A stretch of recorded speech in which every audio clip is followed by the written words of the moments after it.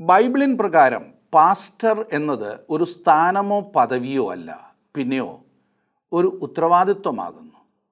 ഈ ഉത്തരവാദിത്വത്തിൽ നിന്നും ഒഴിഞ്ഞു മാറുവാൻ ശ്രമിക്കുന്നവരാണ് ഇതിനെ പദവിയായും സ്ഥാനമായും കാണുന്നത്.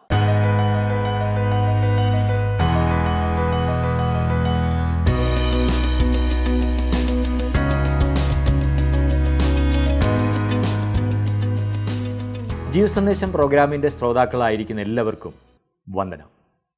ദൈവത്തെ ലോകത്തിന് വെളിപ്പെടുത്തുവാനും ദൈവത്തിൻ്റെ പ്രവൃത്തിയെ ഭൂമിയിൽ ചെയ്തെടുക്കുവാനുമുള്ള ദൈവത്തിൻ്റെ ശരീരമാണ് സഭ എന്ന വിഷയമാണ് നമ്മൾ പഠിച്ചുകൊണ്ടിരിക്കുന്നത്. എൻ്റെ ആലയം സർവ്വജാതികൾക്കുമുള്ള പ്രാർത്ഥനാലയം എന്ന് വിളിക്കപ്പെടുമെന്ന് തിരുവചനത്തിൽ എഴുതിയിരിക്കുന്നത് പോലെ ദൈവത്തെ അന്വേഷിക്കുന്നവരുടെ ആശാകേന്ദ്രമായി തീരേണ്ട ഇടമാണ് ദൈവത്തിൻ്റെ സഭ. എന്തുകൊണ്ടാണ് ഈ വിഷയത്തിൽ നാം പരാജയപ്പെട്ടു പോകുന്നത്? നമുക്ക് തുറന്ന് കേൾക്കാം. എഫേസ്യ ലേഖനം 4-ാം അധ്യായം 11 മുതൽ 16 വരെയുള്ള വാക്യങ്ങൾ.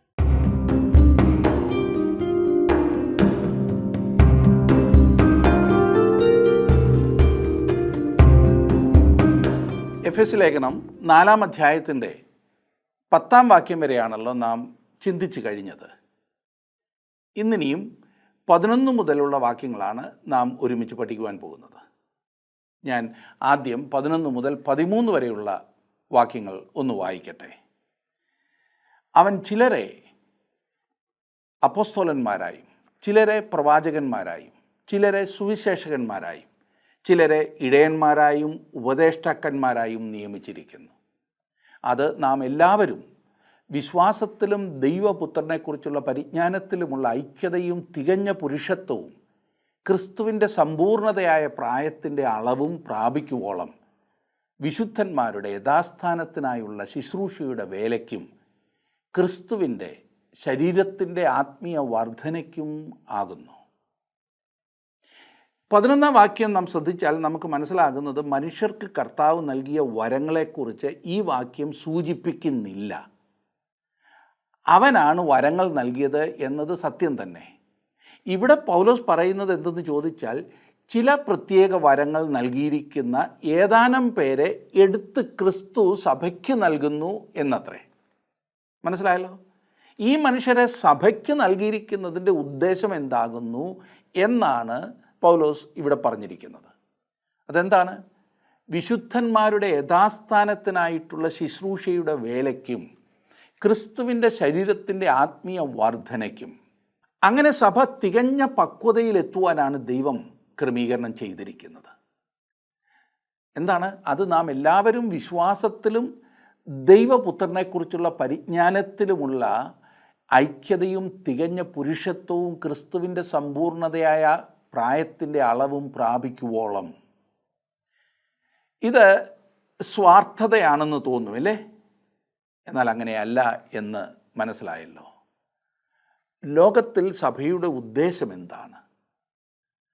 അത് അതിൽ തന്നെ തികഞ്ഞതായി വളരണം. സഭയെ തികഞ്ഞതാക്കുവാൻ യേശുക്രിസ്തു തന്നെയാണ് സഭയ്ക്ക് വരങ്ങളുള്ള മനുഷ്യരെ കൊടുക്കുന്നത്. അധികാരമുള്ളവൻ കർത്താവായ യേശുക്രിസ്തുവാണ്. അവനാണ് ദാനങ്ങൾ നൽകുന്നത്. ചിലരെ അപ്പോസ്തലന്മാരായും കണ്ടല്ലോ, അവൻ ചിലരെ അപ്പോസ്തലന്മാരായി സഭയ്ക്ക് നൽകി. ഒരു അപ്പോസ്തലൻ എന്നാൽ ഉയർത്തെഴുന്നേറ്റ ക്രിസ്തുവിനെ നേരിട്ട് കണ്ടവൻ മാത്രമല്ല, പിന്നെയോ ഒരു അപ്പോസ്തലനാകുവാൻ കർത്താവിങ്കൽ നിന്നും വ്യക്തിപരമായ നിയോഗം ലഭിച്ചവനും കൂടിയാണ്. ഒരു പ്രത്യേക ദൈവപ്രേരണ അങ്ങനെയുള്ളവർ അനുഭവിച്ചിരുന്നു എന്ന് നാം വായിക്കുന്നുണ്ട്. അതുകൊണ്ട് അത്ര ഗലാത്യലേഖനം 1-ാം അധ്യായത്തിൻ്റെ 1-ാം വാക്യത്തിലും അതേ അധ്യായത്തിൻ്റെ 12-ാം വാക്യത്തിലും പൗലോസ് പറഞ്ഞത്, മനുഷ്യരിൽ നിന്നല്ല, മനുഷ്യനാലുമല്ല, യേശുക്രിസ്തുവിനാലും അവനെ മരിച്ചവരുടെ ഇടയിൽ നിന്ന് ഉയർപ്പിച്ച പിതാവായ ദൈവത്താലും അത്രേ അപ്പോസ്തലനായ പൗലോസ്. അത് ഞാൻ മനുഷ്യരോട് പ്രാപിച്ചിട്ടില്ല, പഠിച്ചിട്ടുമില്ല, യേശുക്രിസ്തുവിൻ്റെ വെളിപ്പാടിനാൽ അത്രേ പ്രാപിച്ചത്. ഈ സ്ഥാനം അതിൻ്റെ പ്രത്യേക സ്വഭാവത്താൽ പണ്ട് തന്നെ സഭയിൽ നിന്നും അപ്രത്യക്ഷമായി. അപ്പോസ്തല ഉപദേശത്തിനല്ലാതെ അപ്പോസ്തലന്മാർക്ക് പിന്തുടർച്ചക്കാരില്ല. മനസ്സിലായല്ലോ? അതുകൊണ്ടാണ് ഇന്ന് അപ്പോസ്തലന്മാർ ഇല്ല എന്ന് പഠിപ്പിക്കുന്നത്. അപ്പോസ്തലന്മാരുടെ ശുശ്രൂഷയുടെ സ്വഭാവം കൊണ്ട് തന്നെ സഭയുടെ അടിസ്ഥാനത്തിലല്ലാതെ മുഗൾ പണിയിൽ അവർ ഉണ്ടായിരിക്കാൻ സാധ്യമല്ല. അപ്പോസ്തലന്മാർ ഇന്നില്ല എന്ന് പറയുന്നതിൻ്റെ മുഖ്യ കാരണവും അതാണ്. ഇന്നും അപ്പോസ്തലന്മാർ ഉണ്ടെങ്കിൽ അപ്പോസ്തല കാലം എന്നൊന്ന് വേർതിരിച്ച് പറയുവാൻ കഴിയുകയില്ലല്ലോ. അവർ ഇന്നും ഉണ്ടെങ്കിൽ സഭയുടെ സത്യങ്ങൾ വെളിപ്പെട്ടുകൊണ്ടേയിരിക്കും, അത് രേഖയാക്കിക്കൊണ്ടിരിക്കുകയും ചെയ്യുന്നതേ ഉള്ളൂ എന്ന് പറയേണ്ടി വരും. അങ്ങനെയെങ്കിൽ സഭയുടെ പ്രമാണങ്ങൾ മുഴുവൻ ഇനിയും കിട്ടിയിട്ടില്ല എന്ന് നാം സമ്മതിക്കാതെ തരമില്ല. അപ്പോൾ അപ്പോസ്തലന്മാർ എന്നത് ആദിമ അപ്പോസ്തലന്മാരെ കുറിക്കുന്നതാണ്. ഇന്ന് അപ്പോസ്തലന്മാർ എന്ന് പേരെടുക്കുന്നവർ മനുഷ്യരെ കബളിപ്പിക്കുകയാണ്, അത് വഞ്ചനയാണ്, അവർ മറ്റുള്ളവരെക്കാൾ ഏതോ പ്രത്യേകതയുള്ളവരാകുന്നു എന്ന് മറ്റുള്ളവരെ ധരിപ്പിക്കുവാനുള്ളൊരു ശ്രമമാണ്. ഇന്ന് ആ പേരിലൊരു വലിയ കൾട്ടുണ്ട് ലോകവ്യാപകമായും. ശ്രദ്ധിക്കണം, നാം പലരെയും അപ്പോസ്തലന്മാരെന്ന പേരിൽ അറിയപ്പെടുന്നവർ ആ കൾട്ടിൻ്റെ ഭാഗമാണ്. രണ്ടാമതായി ചിലരെ പ്രവാചകന്മാരായി നൽകി എന്ന് നാം വായിക്കുന്നു. മറ്റ് ലേഖനങ്ങളിലെ പോലെ തന്നെ ഇത് പുതിയ നിയമ പ്രവാചകന്മാരെ കുറിച്ചാണ് ഉദ്ദേശിക്കുന്നത്, പഴയ നിയമ പ്രവാചകന്മാരെ കുറിച്ചല്ല. അപ്പോസ്തലന്മാരെ പോലെ വിശ്വാസത്തിൻ്റെ ഉപദേശപരമായ കാര്യങ്ങളിൽ പ്രത്യേക അവബോധം നൽകപ്പെട്ടിരുന്നവർ ആയിരുന്നു ഈ പുതിയ നിയമ പ്രവാചകന്മാർ. എഫെസ് ലേഖനം 3-ാം അധ്യായത്തിൻ്റെ 5-ാം വാക്യത്തിൽ നാം വായിക്കുന്നത്, ദൈവത്തിൻ്റെ പരിശുദ്ധാത്മാവിൻ്റെ നേരിട്ടുള്ള സ്വാധീനത്തിൻ്റെയും പ്രചോദനത്തിൻ്റെയും കീഴിലായിരുന്നു ഈ പറഞ്ഞ പ്രവാചകന്മാർ. ഇതത്രേ അവരെ ഉപദേഷ്ടാക്കന്മാരിൽ നിന്നും വ്യത്യസ്തരാക്കുന്നത്. കൊരിന്ത്യർക്ക് എഴുതിയ 1-ാം ലേഖനം 12-ാം അധ്യായത്തിൻ്റെ 10-ാം വാക്യത്തിൽ പറയുന്നതിന് പ്രകാരം ഈ പറഞ്ഞ അർത്ഥത്തിൽ ഇന്ന് അപ്പോസ്തലന്മാരായോ പ്രവാചകന്മാരായോ ആരും തന്നെ ഇല്ല. നാളുകൾക്ക് മുൻപ് തന്നെ അവർ ലോകത്തിൽ നിന്നും നീക്കപ്പെട്ടു. എന്നാൽ അവർ ഇന്നും അവൻ്റെ സഭയുടെ അംഗങ്ങളാണ്. അതെങ്ങനാ? അവൻ്റെ സഭ ഇന്ന് ഭൂമിയിൽ മാത്രമല്ല, സഭയുടെ ഒരു ഭാഗം അവനോടൊപ്പം സ്വർഗത്തിലുണ്ട്. ദൈവസന്നിധിയിലുള്ള ആ സമൂഹത്തിൻ്റെ ഒരു ഭാഗമാണ് അവർ ഇന്ന്. വേറെ വിധത്തിൽ പറഞ്ഞാൽ അവർ ഇന്നും നമ്മോടൊപ്പമുണ്ട്. എഫേസ്യ ലേഖനമല്ലേ നാം ഇപ്പോൾ പഠിച്ചുകൊണ്ടിരിക്കുന്നത്?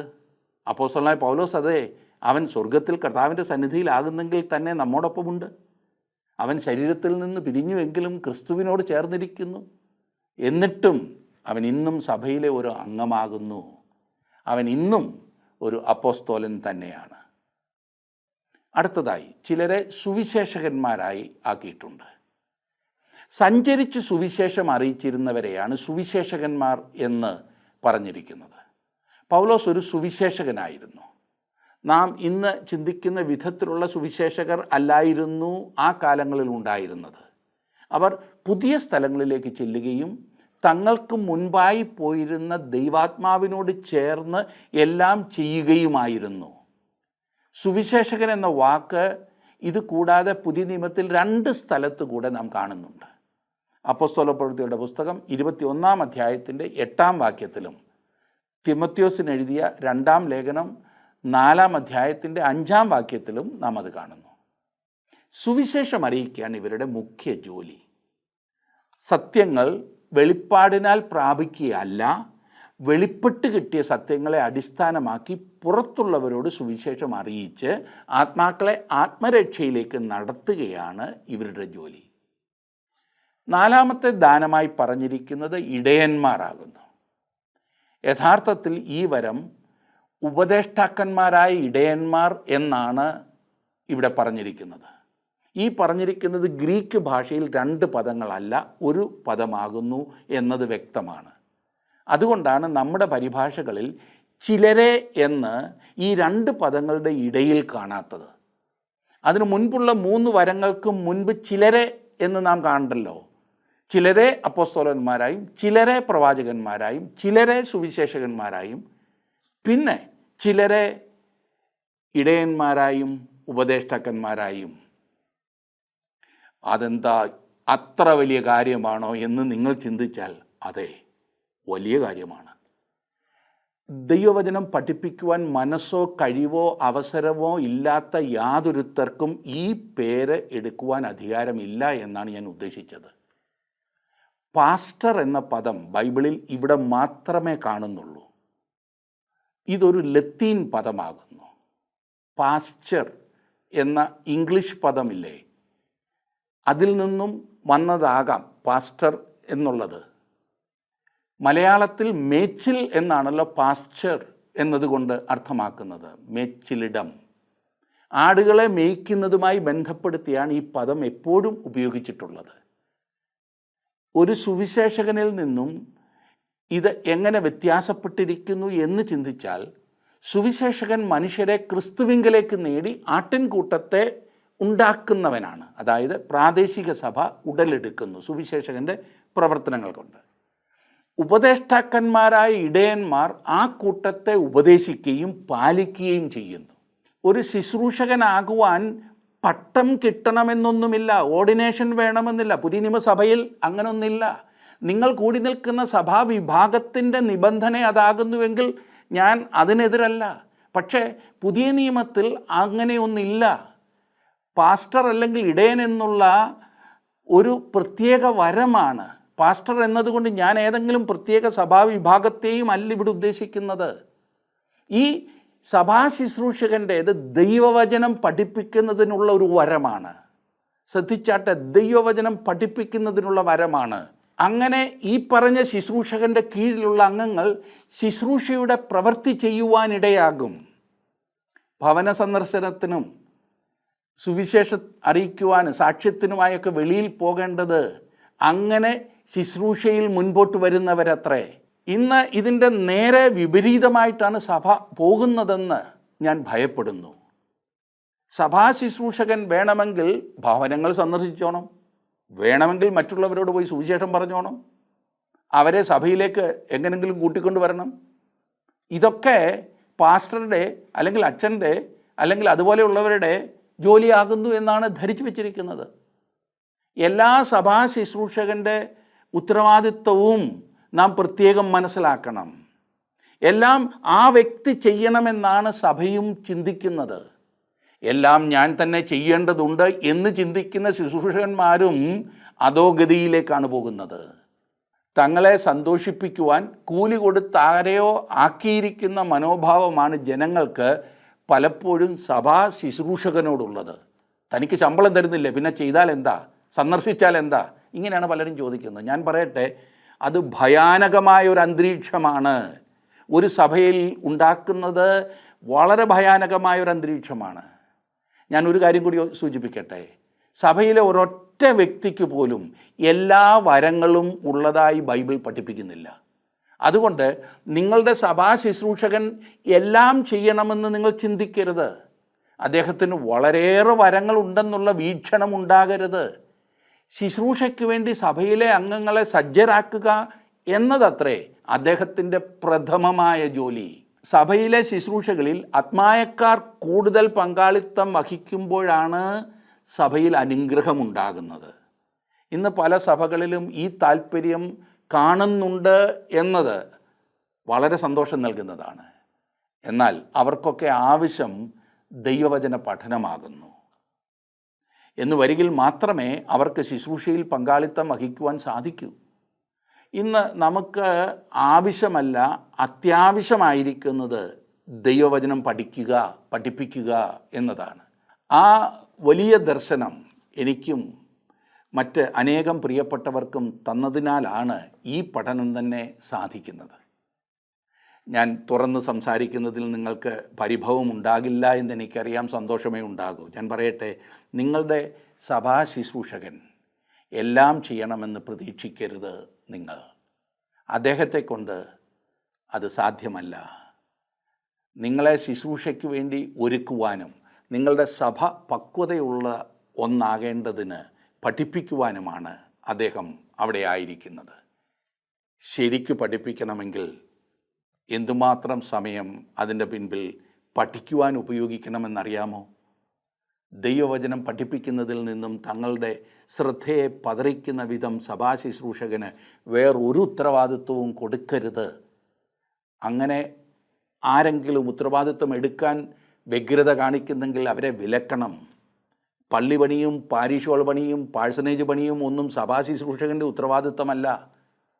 ഏതായാലും ഒരാഴ്ച മുഴുവൻ ആ പുള്ളി വെറുതെ ഇരിക്കുകയാണല്ലോ, വല്ലതും ഒന്ന് ചെയ്യട്ടെ എന്ന് കരുതിയാണ് അനേകരും ശുശ്രൂഷകന് ജോലി കൊടുക്കുന്നത്.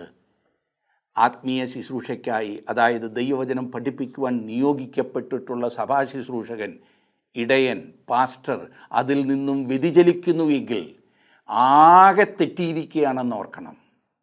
ദൈവവചനം പഠിപ്പിക്കുവാൻ ഉപദേഷ്ടാക്കന്മാർ ഇല്ലാത്തതിനാലാണ് ഇന്ന് ക്രിസ്തുവിൻ്റെ ശരീരമാകുന്ന സഭ ലോകത്തിൽ നിർജീവമായി തോന്നുന്നത്. നാം വളരെ ബുദ്ധിയുള്ള സാക്ഷ്യം സമൂഹത്തിൽ നിർവഹിക്കേണ്ടതാണ്. ഇന്ന് സഭകളിലെ ഏറ്റവും വലിയ പാപം ആരാധനയ്ക്ക് വന്നിരിക്കുന്ന മനുഷ്യന് വചനം അറിയാൻ പാടില്ലാത്ത അവസ്ഥയാണ്.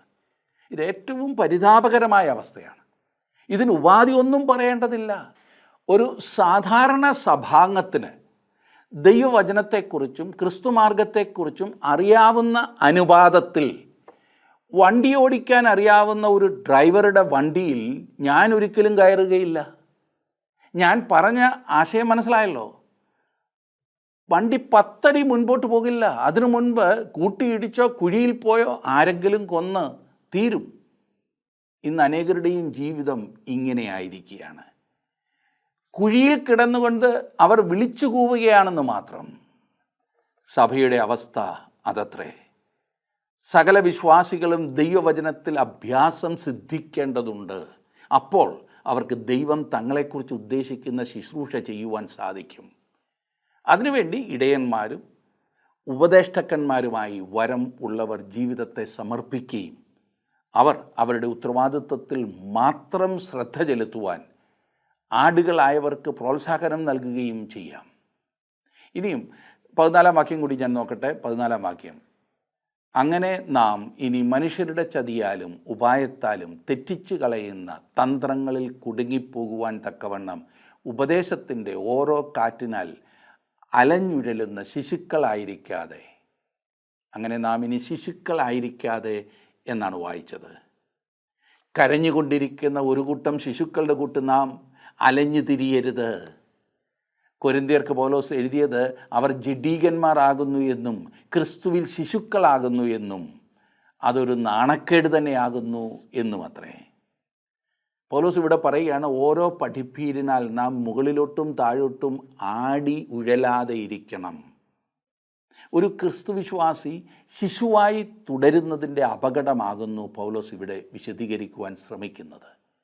ഒരു ശിശുവിനെ ഒരു കാർ ഓടിക്കുവാൻ ഏൽപ്പിക്കുമോ? അത് വലിയ അപകടം വരുത്തി വയ്ക്കും. ഒരു ശിശുവിൻ്റെ കയ്യിൽ ഒരു കപ്പലിൻ്റെ നിയന്ത്രണം നൽകുന്നതിനെക്കുറിച്ചൊന്ന് ഓർത്തു നോക്കൂ. കപ്പൽ മുകളിലോട്ടും താഴോട്ടും ആടി ഉഴലും. ലക്ഷ്യമില്ലാതെ വിശാലമായ കടലിൽ അത് നഷ്ടപ്പെടും.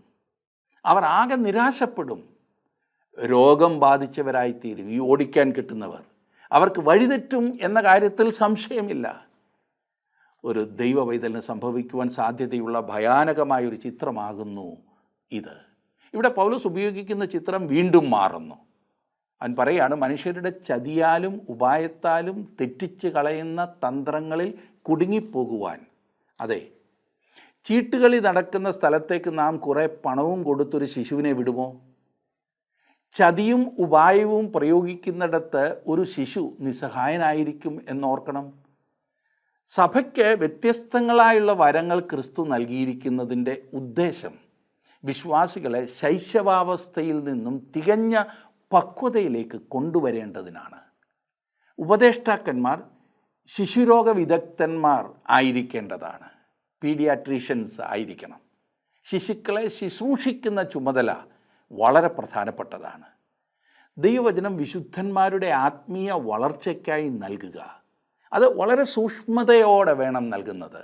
അവരുടെ കഴിവുകൾ മനസ്സിലാക്കി ശ്രദ്ധാപൂർവം നൽകേണ്ടതുണ്ട്. ഇന്ന് ഈ പറഞ്ഞതുപോലെ ഭക്ഷണം നൽകുവാൻ കരുതൽ ഉള്ളവർ ഇല്ലാത്തതിനാൽ കുഞ്ഞുങ്ങൾ അലഞ്ഞുഴലുകയാണ്. ഞാൻ 15ഉം 16ഉം വാക്യങ്ങൾ കൂടി ഒന്ന് വായിക്കട്ടെ. സ്നേഹത്തിൽ സത്യം സംസാരിച്ചുകൊണ്ട് ക്രിസ്തു എന്ന തലയോളം സകലത്തിലും വളരുവാൻ ഇടയാകും. ശരീരം മുഴുവനും യുക്തമായി ചേർന്നും ഏകീഭവിച്ചും ഓരോ അംഗത്തിൻ്റെ അതത് വ്യാപാരത്തിനൊത്തവണ്ണം ഉദവി ലഭിപ്പാനുള്ള ഏത് സന്ധിയാലും സ്നേഹത്തിലുള്ള വർധനയ്ക്കായി അവനിൽ നിന്ന് വളർച്ച പ്രാപിക്കുന്നു. ക്രിസ്തു വിശ്വാസികൾ ശിശുക്കളായിരിക്കാൻ ഇടയാകരുത്. പിന്നെയോ സ്നേഹത്തിൽ സത്യം സംസാരിച്ചുകൊണ്ട് ക്രിസ്തുവിൽ സകലത്തിലും വളർന്നു വരണം. ഒരു വിശ്വാസി സത്യം സ്നേഹത്തിൽ പിന്തുടരേണ്ടതുണ്ട് എന്ന് പറഞ്ഞാൽ അവൻ അല്ലെങ്കിൽ അവൾ സത്യത്തെ സ്നേഹിക്കണം, സത്യമായി ജീവിക്കണം, സത്യം സംസാരിക്കണം. ക്രിസ്തു ആകുന്നു സത്യം. ഒരു ക്രിസ്തു വിശ്വാസി സകലത്തിലും ക്രിസ്തുവിനെ ചൂണ്ടിക്കാണിക്കേണ്ടതാണ്. അവൻ്റെ സകലവും ക്രിസ്തു ആകുന്നു. പിന്നെ പൗലോസ് പറയുന്നു, ക്രിസ്തു എന്ന തലയോളം സകലത്തിലും വളരുവാൻ ഇടയാകും, ശരീരം മുഴുവനും യുക്തമായി ചേർന്നും ഏകീഭവിച്ചുമെന്ന്. വിശ്വാസികളുടെ സമൂഹത്തെ ഭൗമികമായ ശരീരത്തോട് താരതമ്യപ്പെടുത്തിയിരിക്കുന്നു. എന്നിട്ട് അതിനെ ക്രിസ്തുവിൻ്റെ ശരീരമെന്ന് വിളിച്ചിരിക്കുന്നു. തലയാകുന്ന ക്രിസ്തുവിൽ നിന്നും ശരീരത്തിന് ആജ്ഞകൾ ലഭിക്കുമെന്ന് മാത്രമല്ല, പിന്നെയോ ആത്മീയ പോഷകങ്ങളും ലഭിക്കുന്നു. ഇതൊരു ഐക്യതയുണ്ടാക്കുന്ന ഓരോ അവയവവും അതിൻ്റേതായ സ്ഥാനങ്ങളിൽ തലയുമായുള്ള ബന്ധത്തിൽ ഭംഗിയായി പ്രവർത്തിക്കുന്ന പ്രക്രിയയാണ്. ഈ ഭാഗത്ത് സഭ വളരുന്നതിലൂടെ പക്വതയും അതുപോലെ തന്നെ ഐക്യതയും എല്ലാം കൈവരിക്കുന്നതിനെക്കുറിച്ചാണ് കാണുന്നത്. ദൈവവചനം ഭക്ഷിക്കുന്നതിനാലും അന്യോന്യം ശുശ്രൂഷിക്കുന്നതിനാലുമാണ് സഭയിലെ അംഗങ്ങൾ വളരുന്നത്. ആത്മീയ വളർച്ചയുടെ ഒന്നാമത്തെ ലക്ഷണം ക്രിസ്തുവിൻ്റെ സ്വഭാവത്തോട് അനുരൂപമായി വളരുക എന്നതത്രേ. ക്രിസ്തു എന്ന തലയോളം സകലത്തിലും വളരുക. ക്രിസ്തുവിൻ്റെ സ്വഭാവ ഗുണങ്ങളിലേക്ക് വളരാത്ത ഒരു വ്യക്തിയെ ഒരിക്കലും ആത്മീകമായി വളരുന്നവളായി കാണുവാൻ സാധ്യമല്ല. 2, വളർച്ചയ്ക്കുള്ള അല്ലെങ്കിൽ വളർച്ചയുടെ രണ്ടാമത്തെ ലക്ഷണം സ്ഥിരതയാണ്. വഴിയെ വരുന്ന സകല ഉപദേശത്തിനും അനുസരിച്ച് ഒരു ദൈവപൈതൽ ആടി ഉലയുവാൻ പാടില്ല. ഇന്നൊരിടത്ത് നാളെ മറ്റൊരിടത്ത് വളർച്ചയുണ്ടോ? ഒരിക്കലുമില്ല. എന്താണ് തങ്ങൾ വിശ്വസിക്കുന്നത് എന്നുപോലും അറിയാൻ പാടില്ലാത്ത ഒരു വലിയ കൂട്ടം നമ്മുടെ സമൂഹത്തിൽ ഇതൊരു വലിയ വിപത്തായി മാറിയിരിക്കുകയാണ്. അതേ സുഹൃത്തെ, ദൈവവചനം മനസ്സിലാക്കാത്തതിനാലാണ് ഈ അലഞ്ഞുഴലുന്നത്. ഇനിയും ഓടി നടക്കുന്നതിന് മുൻപ് വചനം പഠിക്കുവാൻ ശ്രമിക്കൂ. ഇന്ന് തെറ്റായ വിധത്തിൽ പോകുന്ന അനേകം വിഭാഗങ്ങളുണ്ട് എന്ന് മറക്കരുത്. അവർ അല്പം താല്പര്യം വന്നിട്ടുള്ളവരെ തെറ്റിക്കുവാനാണ് പരിപാടി ഇട്ടിരിക്കുന്നത്. ആത്മീയ വളർച്ചയുടെ മൂന്നാമത്തെ തെളിവ് സ്നേഹത്തോടെ ചേർന്ന സത്യമാകുന്നു.